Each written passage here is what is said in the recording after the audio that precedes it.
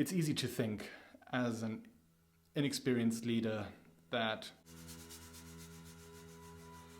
I once interviewed someone who told me that since taking over my family business about 4 years ago, I have conducted at least 100 interviews. Usually, in my experience, by the time you get to that point,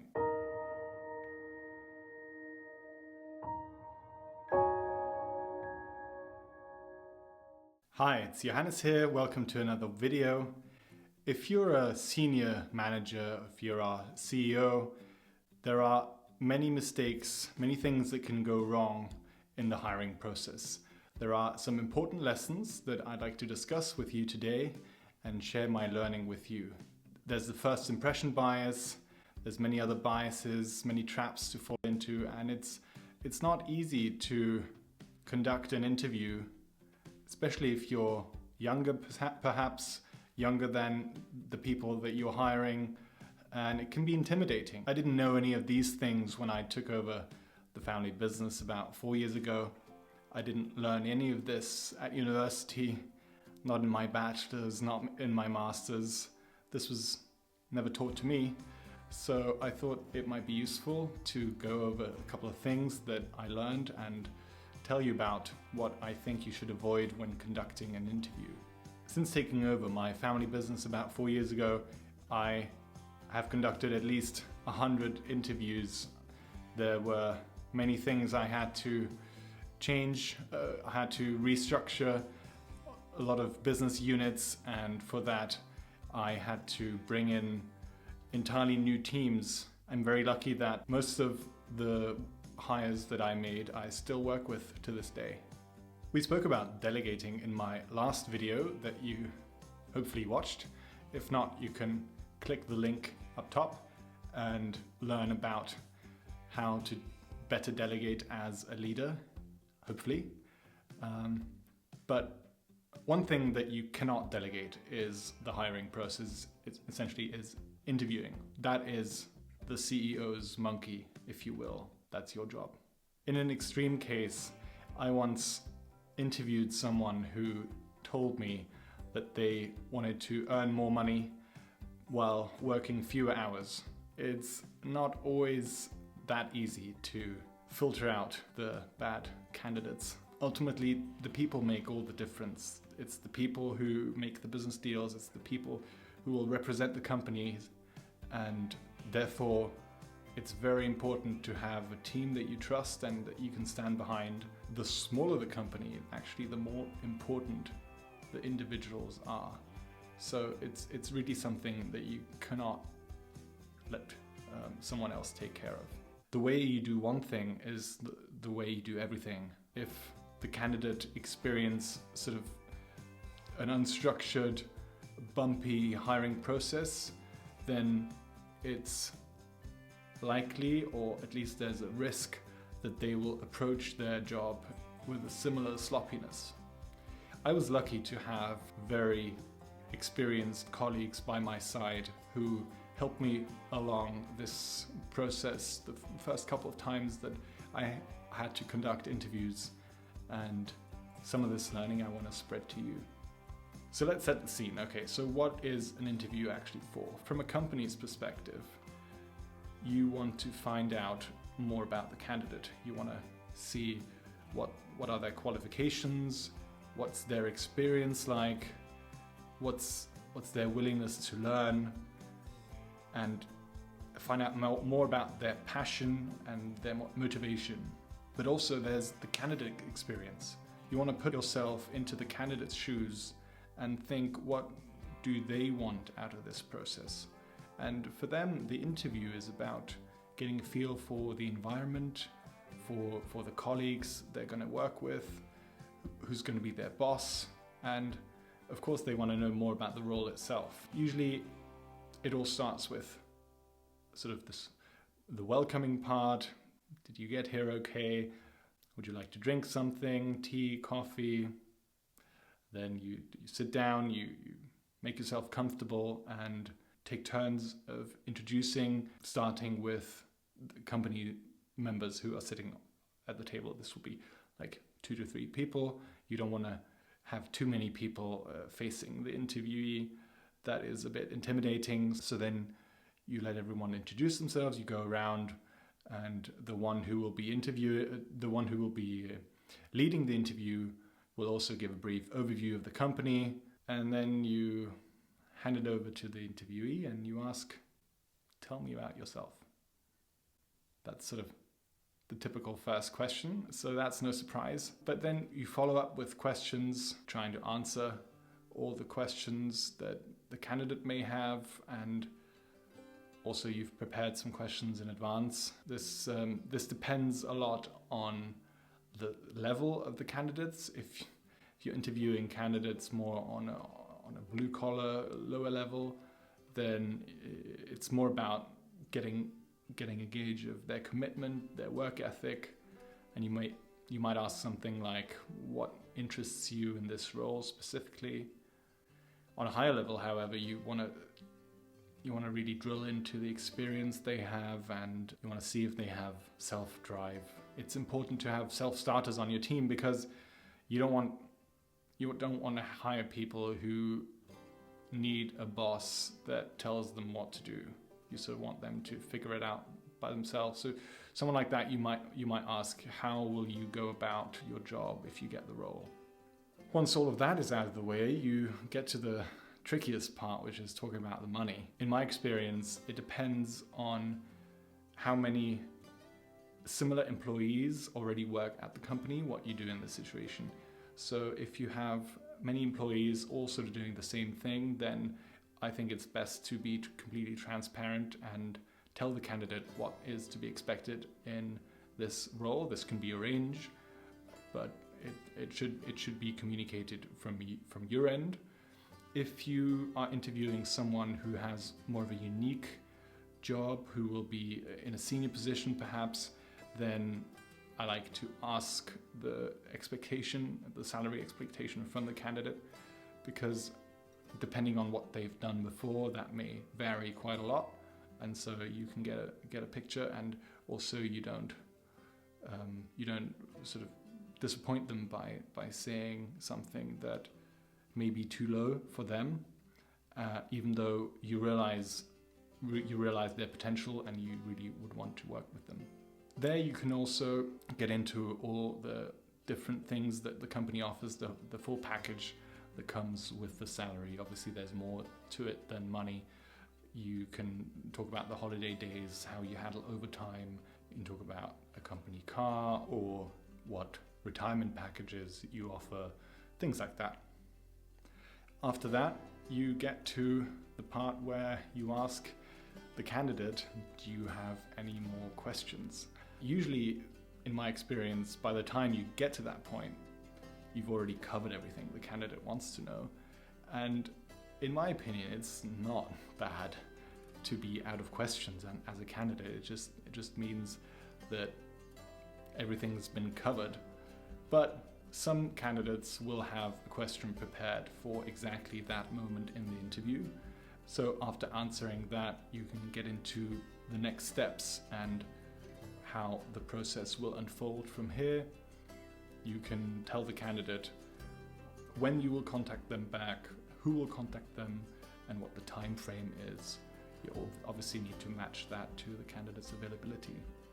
Once that is done, that's the end of the interview usually, but I like to then walk the candidate out either to the door or to the elevator, depending on the setting. And that way you can sort of spend a bit more time together that is disconnected from the formal interview setting, and you can talk about lighter things, hobbies and things like that. Okay, so now that we have the structure, let's get into the things to avoid. The first thing to avoid is to be ill-prepared.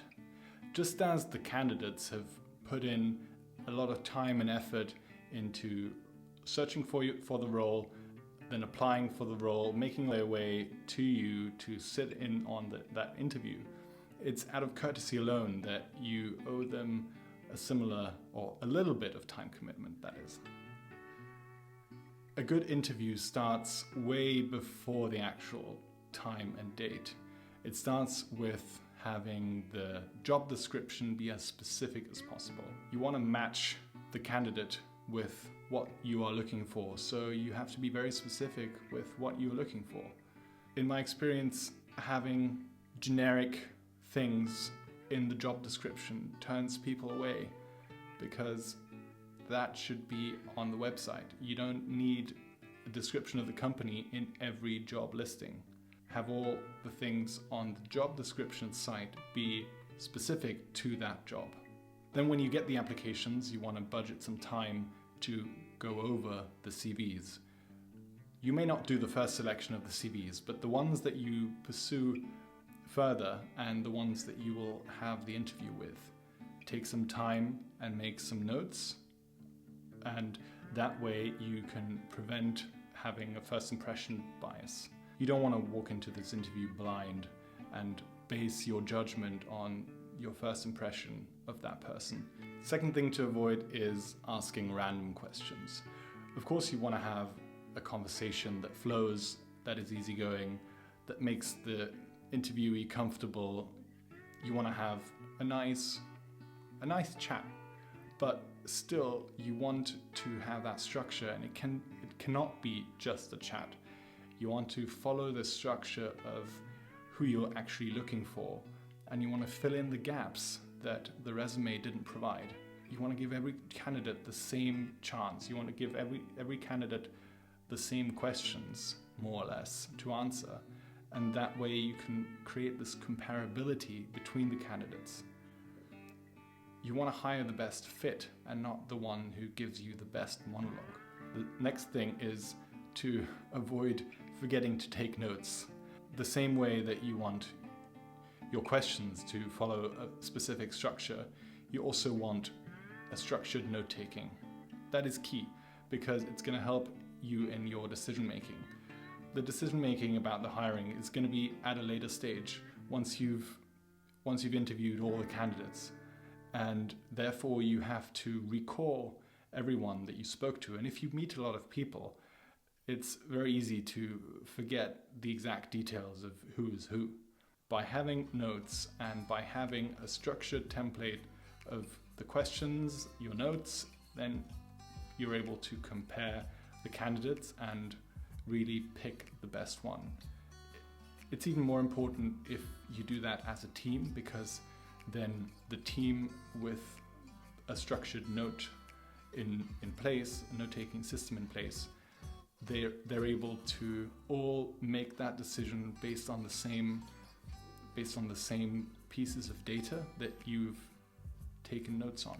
If you happen to have a great conversation with someone and you just forget to take notes during the interview, just take a moment to take notes straight afterwards. Some notes are better than no notes. Next thing to avoid is to avoid conducting an interview that does not fit the culture.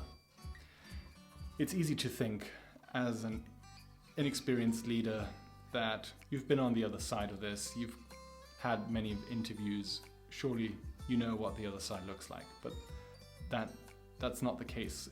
Every interview is different, and every company is different. With my background in finance, I was used to having technical questions, disgusting questions, interviewers that seem to be out to get you.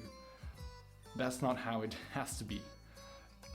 In a family business, things are different, and you don't have to have the same processes as an investment bank or a consulting company. You can have your own processes. It also doesn't mean that the quality decreases if you don't have it, if you don't ask disgusting questions. It can actually mean that the quality increases, because you have candidates that can actually match your culture, then like you and join you and not be put off by it.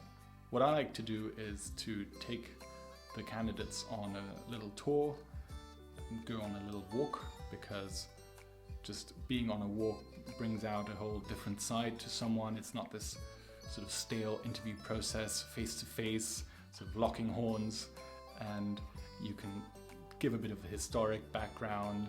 They will see where their colleagues work, where they will potentially work. If you have fewer candidates applying for a role, it's almost more important to be very intentional. Next thing to avoid is to just jump into the conversation as the boss because you think, oh, I said earlier, you have to do the interviewing. Well, maybe not. Maybe you're not alone at the interview, and think carefully about this. Your colleagues that are in the interview with you, they're likely to work closer with the candidate in the future.